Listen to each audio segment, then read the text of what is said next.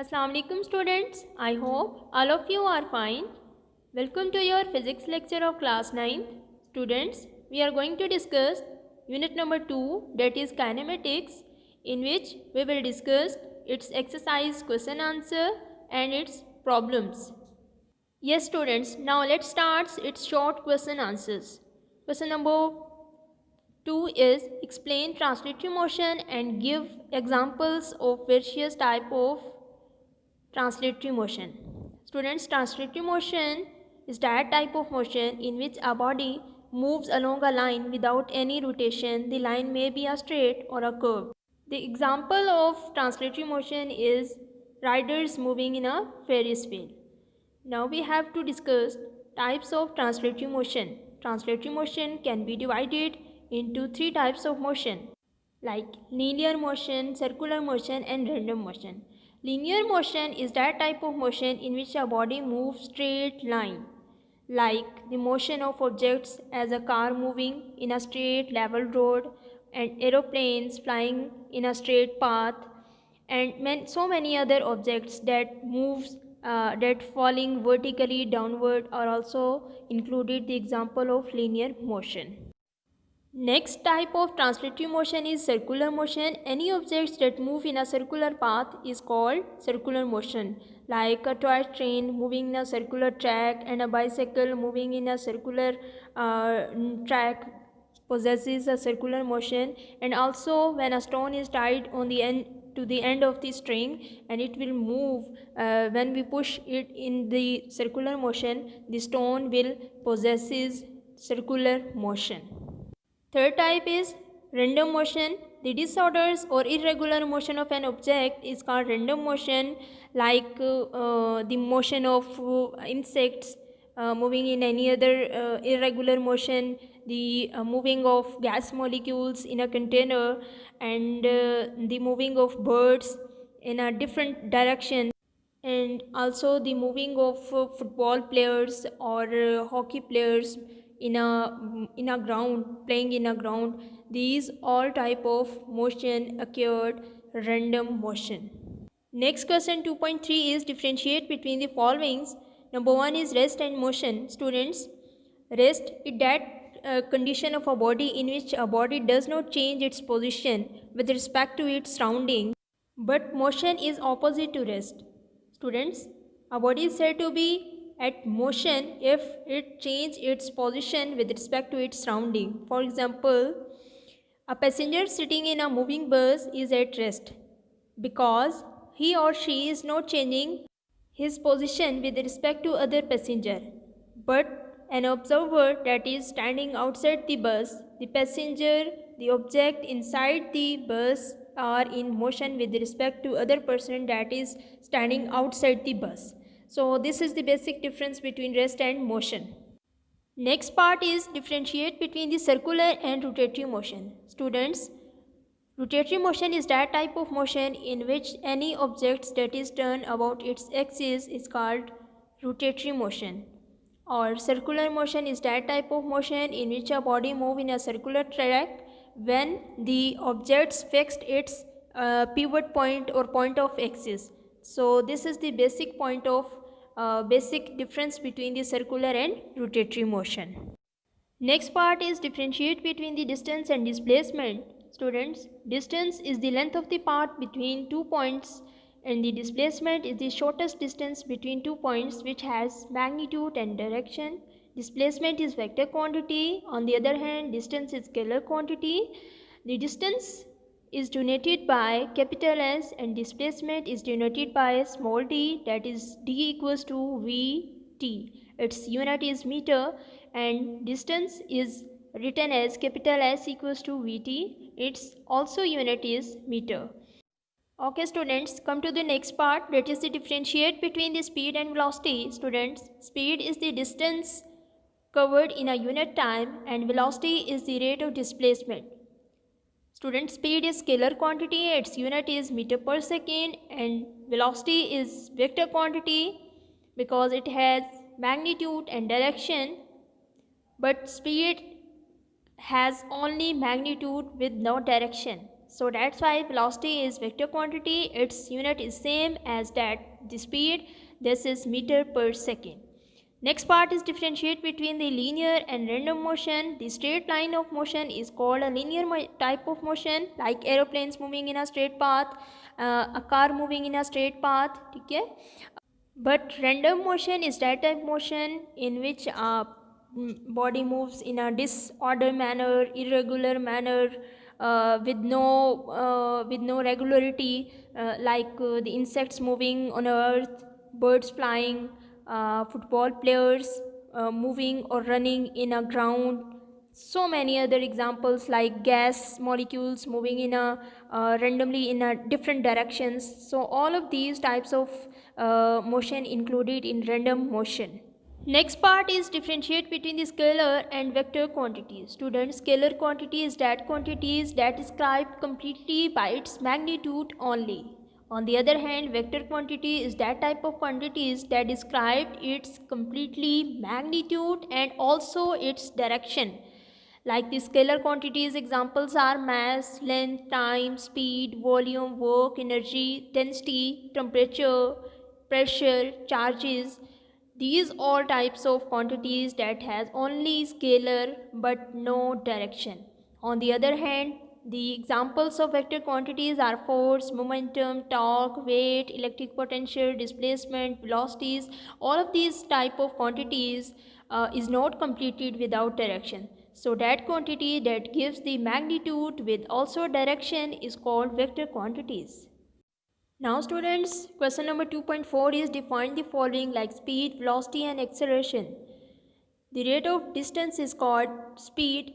Its formula is v equals to s upon t. Velocity, the rate of displacement of a body is called velocity. Velocity equals to displacement upon time taken, v equals to d upon t. Acceleration is defined as the rate of change of velocities of a body. Acceleration equals to change of velocity upon time taken. Acceleration equals to final velocity minus initial velocity upon time taken. A equals to vf minus vi. Vf is the final velocity and Vi is the initial velocity upon time. Time is the t is the time. Unit of acceleration is meter per second per square. Question number 2.5 is can a body moving at a constant speed have acceleration? Yes, obviously when a body is moving with constant speed, the body can have acceleration, but if its direction changes. For example, like if a body is moving along a circular path with constant speed, it will have acceleration due to the changing of direction at any instant of its circular path. Next question is how do riders in a Ferris wheel possesses translative motion but not a circular motion? Students, the riders in a Ferris wheel possesses translative motion because their motion in a circle without rotation. Next is sketch a distance time graph from a body starting from its rest. How do you determine the speed of the body from its graph? Students, as you know very well, when a body moves starting from its rest, the distance time graph is a straight line graph. Speed of the body from the graph, consider 2 points like point A, point 1 is A and the point 2 is B on the graph. Speed of the object equals to slope of that line that like A and B. So distance upon time is called the speed. So distance point EF upon time CD, that is 20 upon 10 second. So we get speed of that points along the point A and B is 2 meter per second.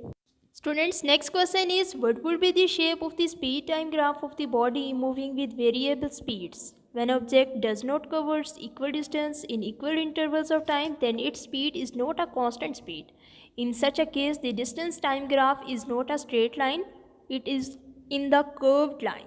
So the slope of the curve at any point can be found from the slope of the tangent at that point. For example, the slope of the tangent at point P as shown in the figure, that is Rs upon Qs, that is Rs equals to 30 and Qs is the time, that is 10 seconds. So we will get 30 upon 10 is 3 meter per second. Question number 2.9 is which of the following can be obtained from speed time graph of the body? Number 1 is initial speed, number 2 is final speed, number 3 is distance covered in a time t, and the fourth is acceleration of motion. Student, All of these factors already discussed in speed time graph. Next 2.10 is how can vector quantities can be represented graphically. Students, symbolically representation of vector is to differentiate a vector from a scalar quantity. We have to generally write its in the bold letters to represent the vector quantities, like if bold किया हुआ है A and D is already bold, or a bar. So two types of method that we have to describe the vector quantities. Number one is we have to bold of that quantities, and the other is we put a bar, dash bar on the head of that quantities, like f dash, a dash, t, d dash. And graphically representation of vector is a straight line is drawn with an arrowhead at one end. The length of a line according to the some suitable scale represents the magnitude, and the arrowhead gives the direction of the vector. So this is the representation, graphically representation of vector quantity. Next question 2.11 is why vector quantity cannot be added or subtracted like a scalar quantity. Students, the scalar quantity obey the rule of arithmetic and ordinary algebra because the scalar quantity have no direction. So vector obeys the special rule of vector algebra, therefore vectors are added by head to tail rule in a scalar quantity.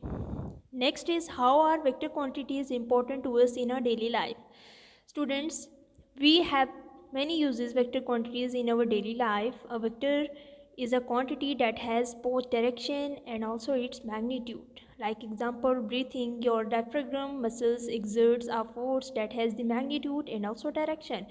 And there are so many uses of vector quantities in our daily life, like lunch, going to school. To describe a car's velocity, you have to state it as 80 km per hour south. Okay? So vector quantities plays a very important role in our daily life because vector quantities has a magnitude and also its direction. Question number 2.13 is write the equation of motion for uniformly accelerated rectilinear motion. Students, these equations of motions we have already discussed in our video lectures. 2.14 question is sketch a velocity time graph for the motion of the body from the graph explaining each step. Calculate total distance covered by the body. Number 1 is velocity time graph, in which we will discuss calculation of distance moved by an object from velocity time graph. Students, if the object move at a constant velocity like v for a time t, the distance covered by an object is v cross t. The distance can be also be found by calculating the area under the velocity time graph. This area is shaded and it is equal to v cross t. Point 2 is if the velocity of the object increases uniformly from 0 to v in a time t, the magnitude of its average velocity is 0 plus v upon t, so v over t. So we have already known as distance covered equals to average velocity into time t.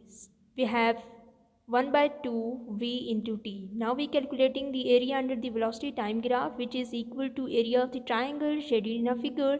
Its value is equal to 1 by 2 base into height, that is equals to 1 by 2 v into t. Now students, let's start the problems of unit number 2. Number 1 is a train moves with a uniform velocity of 36 km per hour for 10 seconds. Find the distance traveled by it. Students, first of all, we convert velocity 36 km per hour to meter per second because the unit of velocity is meter per second. So we will multiply by 1000 to 36 and divide it by 3600. So we will get 10 meter per second. Time is 10 second, that is given in this statement. Distance find करना है. So as we know very well, s equals to v into t. By putting values in this formula, we get 10 into 10, that is 100 meter. Next 2.2 is numerical. A train starts from reds if moves from 1 kilometer in 100 seconds with uniform acceleration. What will be its speed at the end of 100 seconds? Initial velocity is 0 meter per second because the train is at rest. Distance is 1 kilometer, so we convert into meter by multiplying 1000. Time is 100 seconds, that is given. Final velocity we have to find. As we know very well, according to Newton's second equation of motion, s equals to vi into t plus half at square. So by putting all of these values, we have a equals to 1000 divided by 5000, we have 0.2 meter per second square. Now using first equation of motion, that is Vf equals to Vi plus At, by putting the values in first equation, we will get final velocity equals to 0 plus 0.2 into 100. We have Vf equal to 20 meter per second. Numerical number 2.3 is a car has a velocity of 10 meter per second. It accelerates at 0.2 meter per second square for half a minute. Find the distance traveled during this time and the final velocity of the car. Initial velocity is Vi equals to 10 meter per second. Acceleration that is given in the statement, that is A equals to 0.2 meter per second, and time is 0.5 minute. By multiplying the minute 60 minutes to convert in seconds, we have 30 seconds. Now we have to find distance, final velocity. Number one is by finding the distance by using the second equation of motion, that is s equals to vit plus half at square. By putting all of these values, we have s equals to 390 meter. For calculating the final velocity, we have to use the first equation of motion, that is Vf equals to Vi plus At. By putting in the initial velocity, that is 10, acceleration is 0.2, and the time is 30. So by putting all of these values, we get Vf equals to 16 meter per second. Numerical problem number 2.4 is a tennis ball is hit vertically upward with a velocity of 30 meter per second. It takes 3 seconds to reach the highest point. Calculate the maximum height reached by the ball. How long it will take to return to the ground? So initial velocity is Vi, that is 30 meter per second. So acceleration due to gravity is equals to minus 10 meter per second. Time to reach the maximum height is t equals to 3 seconds. Final velocity Vf equals to 0 meter per second. By finding the total distance that covers the ball by using the second equation of motion, that is A equals to g, which is s equals to vit plus half a equals to g into t square. By putting all of these values, we get s equals to 45 minutes. Total distance equals to time to reach maximum height plus time to return to the ground. So it will take the 3 seconds to reach at the maximum height, and it will also take the 3 minutes to return to the ground.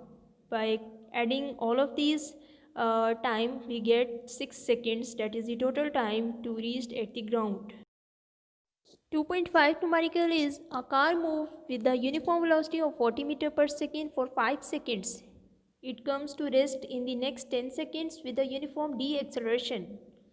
Find deceleration, and number 2 is total distance traveled by the car. Initial velocity equals to Vi, that is given 40 meter per second, time is 5 seconds, and the final velocity, that is Vf equals to 0 meter per second.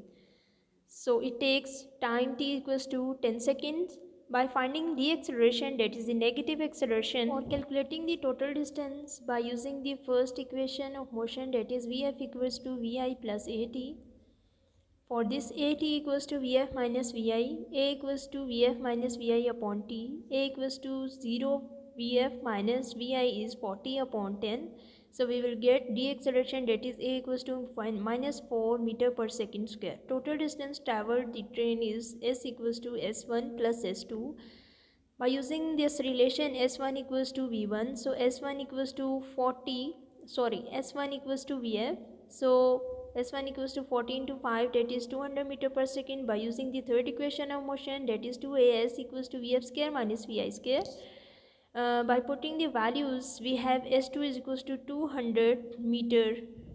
So by using equation 1 and equation 2, we get S equals to S1 plus S2, that is the total distance 200 meter plus 200 meter is 400 meter. Next numerical 2.6 is a train start from rest with an acceleration of 0.5 meter per second square.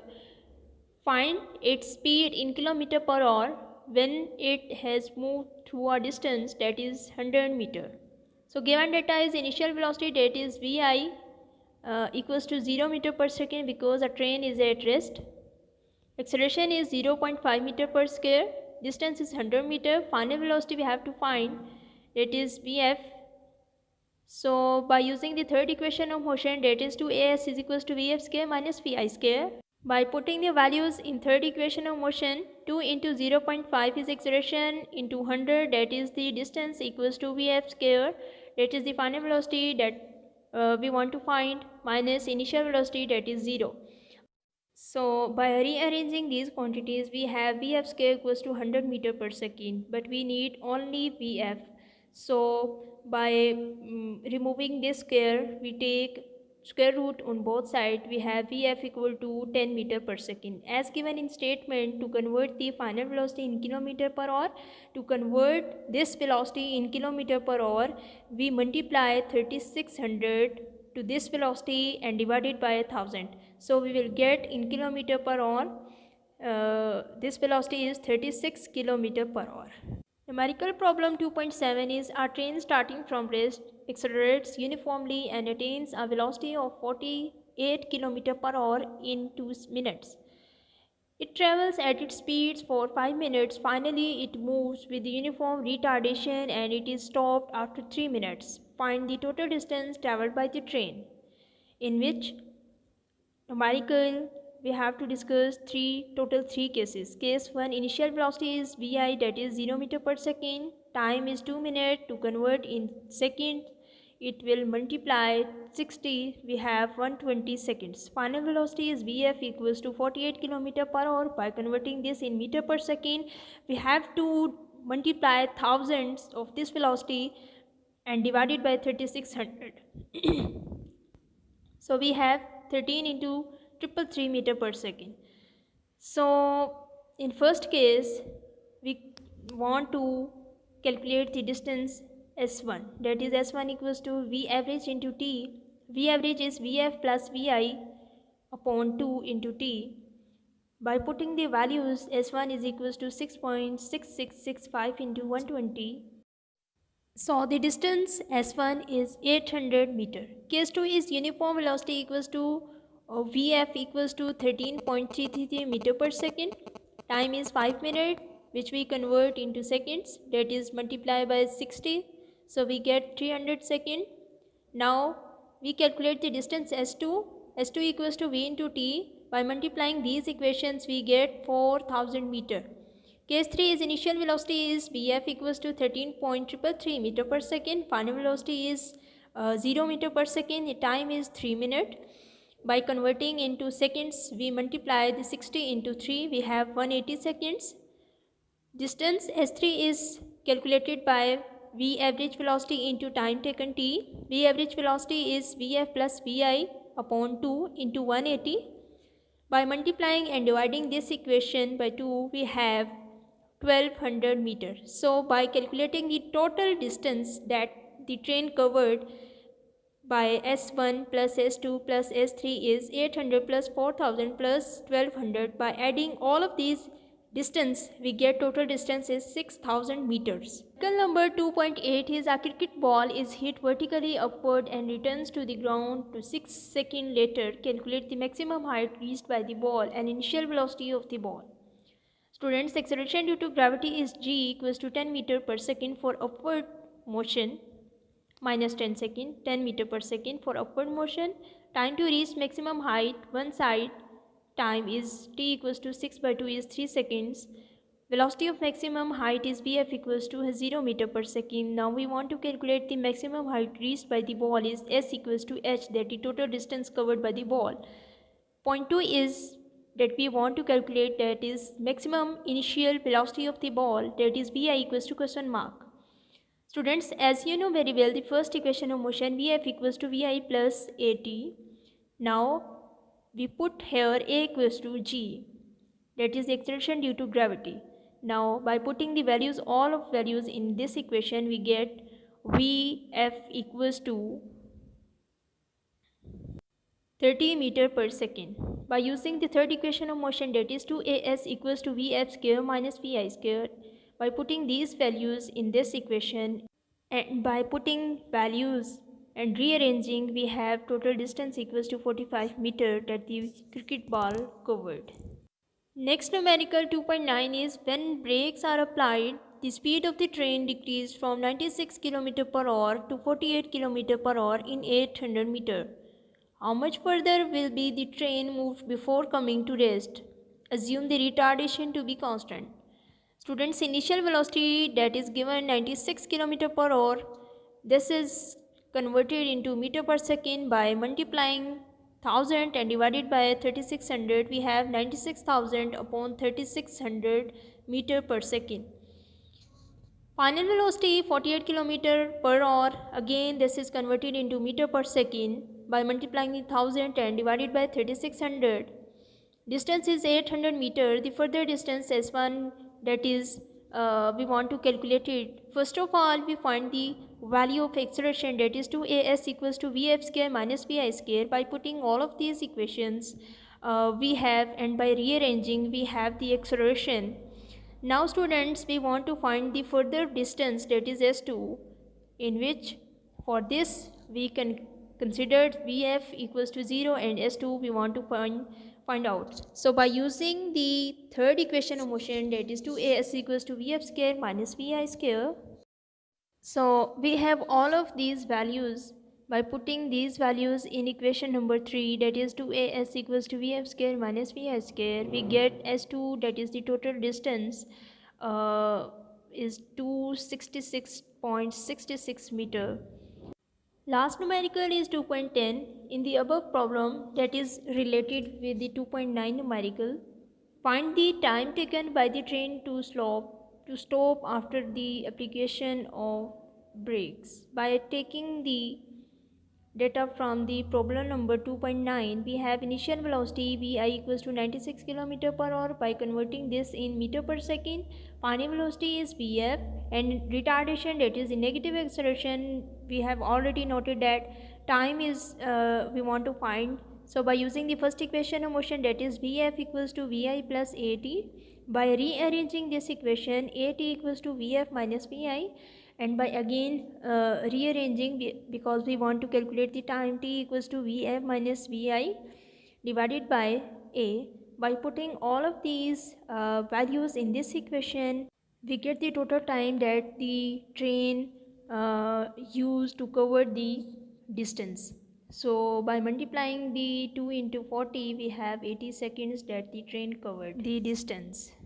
So students, this is all about the unit number 2, in which we discussed the numericals and the all exercise question answers. I hope you understand this very well.